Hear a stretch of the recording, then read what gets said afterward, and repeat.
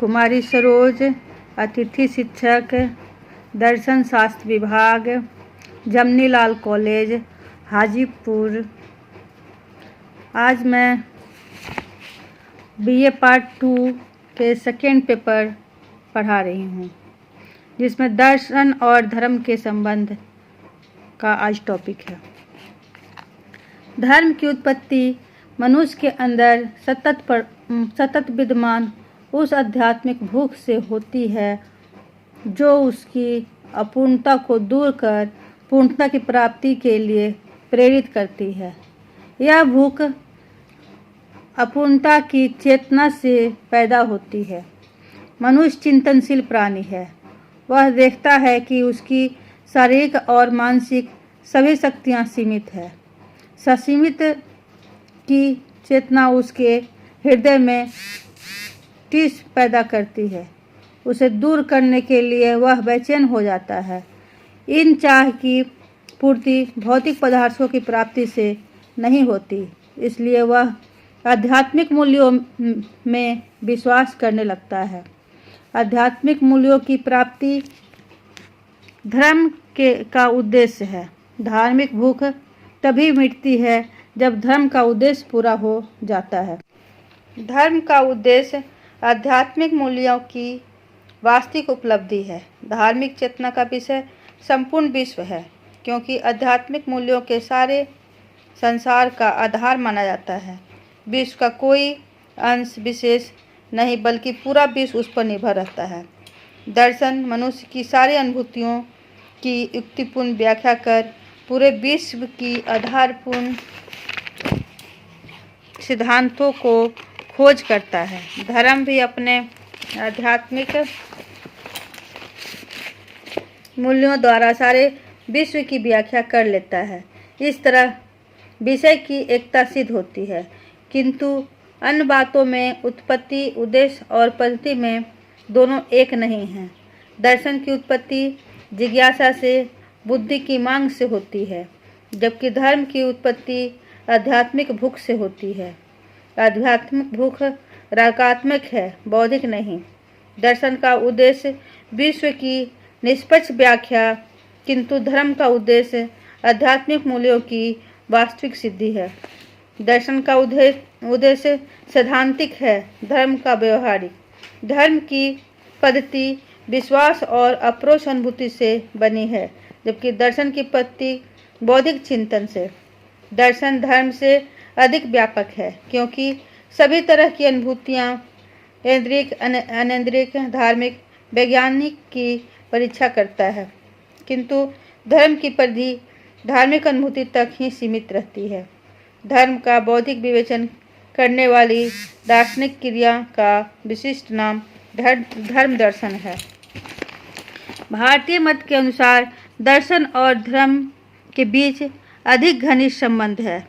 दोनों के बीच खाई नहीं, बल्कि एक दूसरे के पूरक है। धर्म के बिना दर्शन निष्फल है और दर्शन के बिना धर्म असमर्थ है। धर्म का उद्देश्य पूर्णत्व तथा मोक्ष की प्राप्ति है। मोक्ष की प्राप्ति में मनुष्य अपनी सीमाओं के बंधन से मुक्त होता है। दुखों के अपूर्ण अभाव की अवस्था को प्राप्त करता है। सत्य असत्य, नित्य अनित्य, शिव अशिव आदि का विवेचन कर वह मनुष्य को असत्य से सत्य, अनित्य से नित्य, आंशिक से शिव की ओर उन्मुख कर आध्यात्मिक चेतना को जागृत और परिपुष्ट करता है, जो धर्म भावना के लिए अत्यंत ही आवश्यक है। इस प्रकार धर्म का साधन बनने से दर्शन का विकास रुकता नहीं, क्योंकि जो धर्म का उद्देश्य है वही दर्शन का भी उद्देश्य है। परम तत्व का साक्षात्कार जो दर्शन को पूर्ण करता है, धर्म भावना की अंतिम परिणति मोक्षानुभूति भी है। अतः दार्शनिक चिंतन तभी पूर्ण कहा जाएगा जबकि वह मोक्षानुभूति से युक्त हो। जो दर्शन मोक्ष की अवस्था तक न पहुंचकर रास्ते में ही रह जाता है, उसे सच्चा दर्शन नहीं कहा जा सकता। दर्शन और धर्म के बीच इस प्रकार का घनिष्ठ संबंध होने के कारण भारत में इनके बीच कोई विरोध या झगड़ा नहीं हुआ। न कभी दर्शन ने धर्म को निरर्थक कहकर बहिष्कृत किया, न कभी धर्म दर्शन का शासक बनकर उसकी स्वतंत्रता हड़पने पर उतारू हुआ है। भारत के समूचे इतिहास में धर्म के नाम पर सुकरात की तरह हत्या कभी नहीं हुई है। अतः धर्म और दर्शन एक ही गंतव्य स्थान के यात्री होने के फलस्वरूप दोनों एक दूसरे की सहायता करते हुए चलते हैं, जिसके कारण किसी की यात्रा भार स्वरूप या कष्टप्रद नहीं होती। दोनों एक दूसरे से ओतप्रोत हैं। दर्शन धर्म के लक्ष्य को अपनाता है और धर्म दर्शन को अपना है तैसे समझता है, परंतु चरवाक आध्यात्मिक मूल्यों को वास्तविक नहीं मानते। अतएव धर्म चरवाक के अनुसार भ्रम है, ढकोसला मात्र है, पुरोहितों की ठग विद्या है।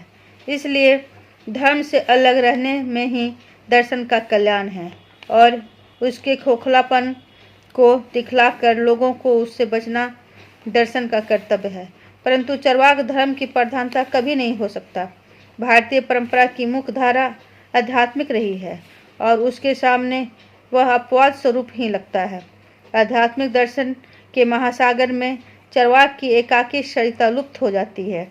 यह तो अन्य दर्शनों की उदारता है कि उसे मिटाने का प्रयत्न उन्होंने कभी नहीं किया।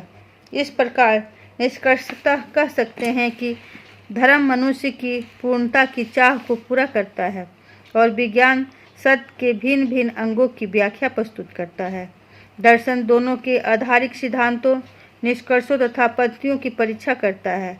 कभी ऐसा होता है कि धर्म आध्यात्मिक अनुभूति का उपयोग कर बुद्धि को सत्य दर्शन के लिए अयोग्य करार करता है। दर्शन इस स्थिति को सुलझाता है, निष्पक्ष आलोचक की तरह दोनों के तर्कों की परीक्षा कर बतलाता है कि यह विरोध दिखावटी और वास्तविक नहीं है। व्यापक दृष्टि से देखने पर आध्यात्मिक अनुभूति बुद्धि के विपरीत नहीं बल्कि उसके ऊपर उसे पूर्ण करने वाली सिद्ध होती है। इस प्रकार दोनों की आलोचना कर दर्शन अपनी भी प्रगति करता है और उनकी भी प्रगति का साधक बनता है। Thank you.